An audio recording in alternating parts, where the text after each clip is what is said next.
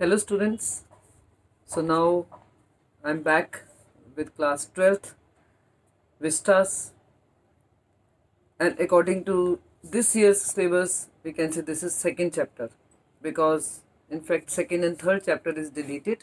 So I'm directly jumping to, according to the book, fourth chapter, but otherwise we can say second chapter for class 12th, that is The Enemy, and the writer is Pearl S. Buck. Okay, this is basically American writer, and we can say this is she's the first American writer who got Nobel Prize, uh, American lady who got Nobel Prize in literature in 1938, and the novel was The Good Earth. And not only this novel, we can say, got him that position in the world of writers. Actually, his description, the way she had described, we can say, peasant's life of China, that also, we can say, made him, or we can say, gave him a place in the world of writers. So she became famous because of that work and her biographical work also. That is, we can say, it can be called masterpieces. One more thing, that she spent many years, we can say initial near about maybe 30, more than 35 years in China, and that's why she is having a Chinese name also, that is Sai Zhangzhou. Okay, this is her Chinese name. She has spent, we can say, near about maybe 40 years in China, but after that she came back to US, and rest of her life she spent in US, and she continued to write there also. So this is about Pearl S. Buck. And now, if we talk about the background of this story, background is already given in the chapter. This is Second World War. Okay. And one more thing, we can say that maybe the writer here is trying to tell that sometime a time comes, especially in the days of war, a time comes in a human being's life, in a man's life, when he does not want to limit himself to one nation. Okay, means for him, humanity becomes more important. Here, we can say maybe the same thing is reflected in this story also. Okay, where this doctor, who is a Japanese doctor, who is a true patriot, who is very loyal to his country, but a time comes when he is to choose from his, country, or we can say from the loyalty towards country and the loyalty towards humanity. And it was difficult for him to choose. So this is the story, this is the background. So let's start with the story. Dr. Sadao Hoki's house was built on a spot on the Japanese coast. So this is coastal area. On the coast, this Japanese doctor lives. His house is at the beach, okay, near the beach. Okay, means at that place from where he can see the, he can have the full view of the sea. Okay, from, we can say, from his balcony, like that, from his windows maybe. Okay, this kind of beautiful house he has at the coast. Okay, so Japanese coast, where as a little boy he had often played. The low square stone house was set upon rocks well above a narrow beach. Okay, this beach is very narrow, that's why there are certain houses also. Okay, and one of the houses is Dr. Sadao Hoki's house also. Well above a narrow beach that was outlined with bent pines. So this beach is actually outlined with pine trees, and these pine trees are bent towards one side. As a boy, Sadao had climbed the pines, supporting himself on his bare feet, as he had seen men do in the South Seas when they climbed for coconuts. So like that, sometime as a boy, as a child, he used to climb the trees. His father had taken him often to the islands of those seas, those South Seas, and never had he failed to say to the little brave boy at his side, "Those islands yonder," means there, just look at those islands. This is how his father, he would take this son, okay, at the beach or towards those islands, and then he would be showing those islands and he would be saying, just look at those islands, okay, those islands yonder, they are the stepping stones to the future for Japan. So this is the words, we can say these are the words which he used to often tell to his son. Where shall we step from them? Sadao had asked seriously, and many times he would be asking, then okay, beyond those islands, okay, where would we go? Who knows? His father had answered. Who can limit our future? It depends on what we make it. So we can say that here actually he wanted to tell that Japan, if we talk about Japan, so maybe Japan became a very big country or very important country, or Japan could come out of its limits of the boundaries because of the hard work of its people. Otherwise, Japan would have remained very small Japan, okay, in the world map. But whatever Japan, okay, at that time it was, okay, his father maybe always wanted to tell that this is due to the hard work of its people. Okay, any nation can progress, okay, if the people are hardworking and they are sincere towards the country. Maybe this kind of lesson he always wanted to give, and that's why he always said that who knows, who can limit our future, means our future depends on what we do for our country, what way we work for our country. Okay, it all depends on the people of its nation. Okay, it depends on what we make it, means if we want to make our country or make or mar it, all is in our hands. Okay, this is what maybe he always wanted to tell. It shows that father was a very dedicated father. It shows that his father was a true patriot, okay, who even in the days of this childhood, okay, Sadao's childhood, he would not forget his duty to give this kind of values to the child, that in future this child should be very true towards country. Okay. Sadao had taken this into his mind as he did everything his father said. His father, who never joked or played with him, but who spent infinite pains upon him, who was his only son. Actually, this father was very strict father. Not only strictness in the sense that he wanted that his son should be a patriot. No, he was strict even with this thing also, that he should study very hard. That's why he never joked with him. Okay, he never played that way with him. Though sometime he would be taking the son for the walk, but maybe during those walks also he would be just teaching some or the other lessons to the child.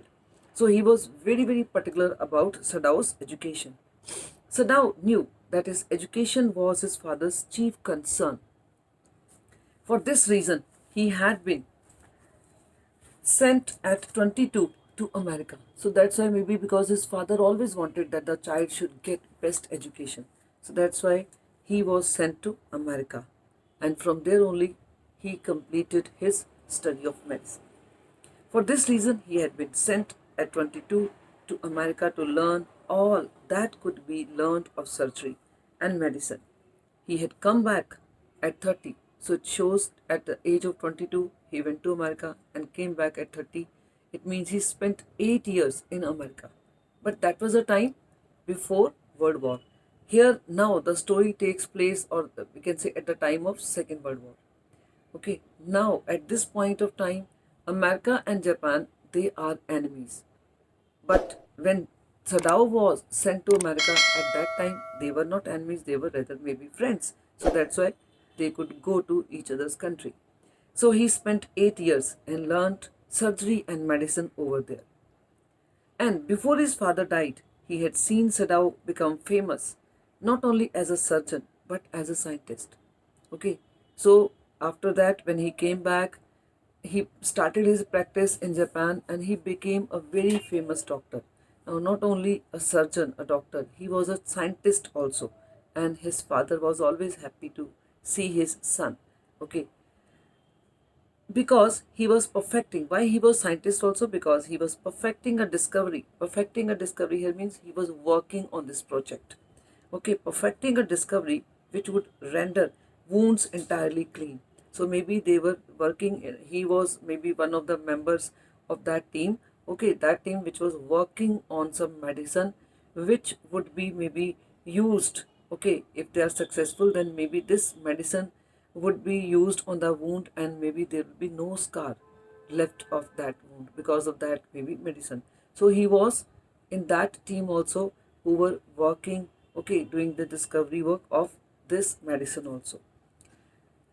He had not been sent, and that's why he was a good doctor, he was a scientist, and these were the reason that he had not been sent abroad with the troops.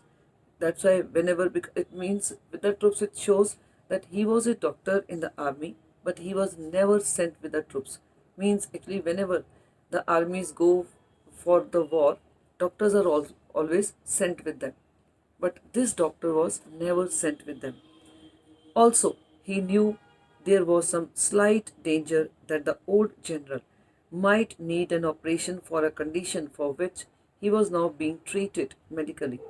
There was first reason was that he was a scientist. Okay, they were working on this medicine. That's why he was not sent with the troops. Second reason was actually he was treating the general also. The general was suffering from heart ailment, and this Sadao, he was actually his doctor, and that's why he was never sent with the troops.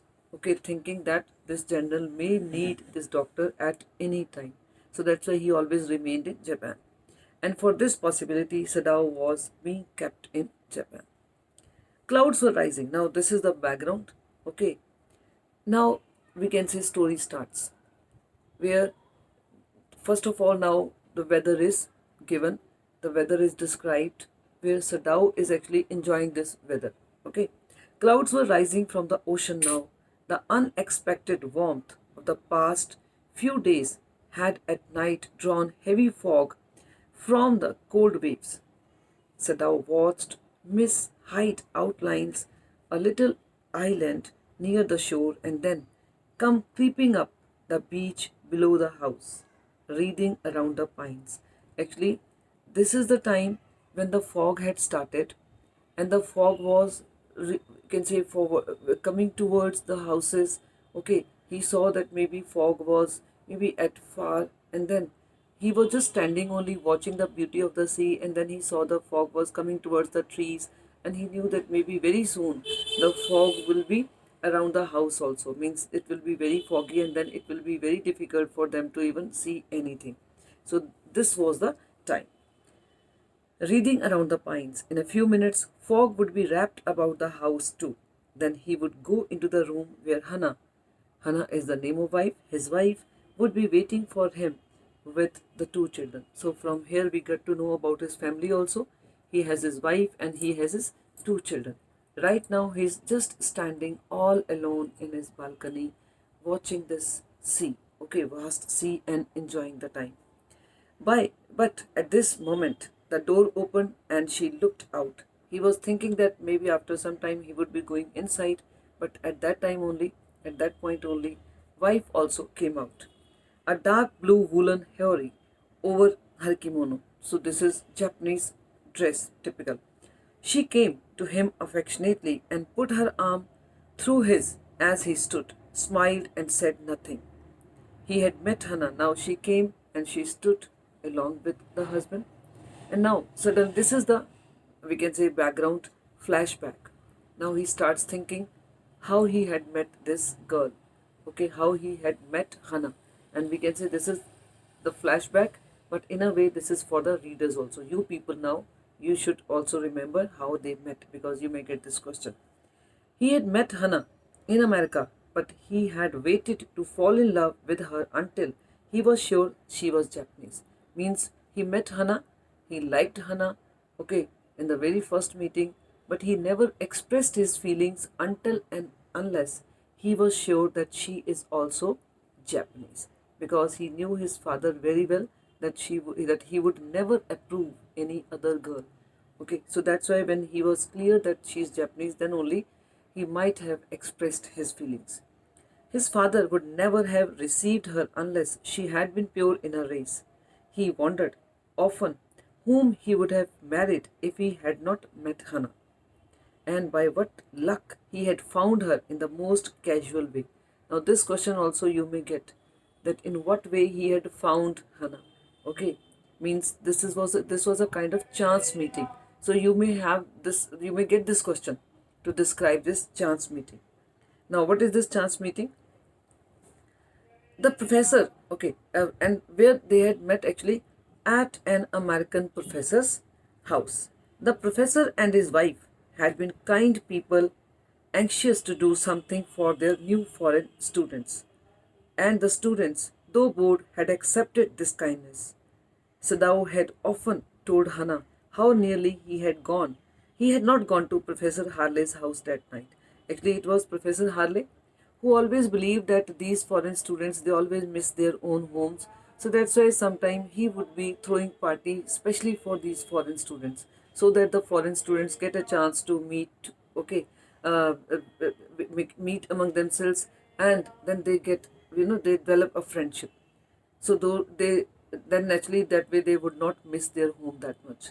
So this time also there was an invitation, because he was also a Japanese, a foreigner, okay, in America, and Hannah was also a foreigner. She also got this, we can say, invitation for this small meeting or small party get together. And at that particular day, actually, Sadao afterwards told maybe Hannah that he was not in a mood to go. Okay, he was not thinking of going, but then at the last moment only, he had just gone. Okay, why he was not that interested to go? Because the rooms were so small, the food so bad, the professor's wife so voluble. Voluble means who talks very loudly. So all these things he knew that, and that's why he was not that much curious to go. But somehow he thought this is not good that professor is inviting and he's not going. So that's why at the last moment only he agreed to go. But he had gone, and there he had found Hannah, a new student, and had felt he would love her if it were at all possible. And there only when he went, he saw Hannah, he liked Hannah, and at that time only he thought that if she were Japanese, then definitely he would propose her. And afterwards he got to know that she was Japanese, and then he had proposed. I think in this video today I stop here, because this is the beginning. Okay, so I think this much is enough. You just now start digesting and grasping. In the next video we will read 2-3 pages more. Okay, thank you.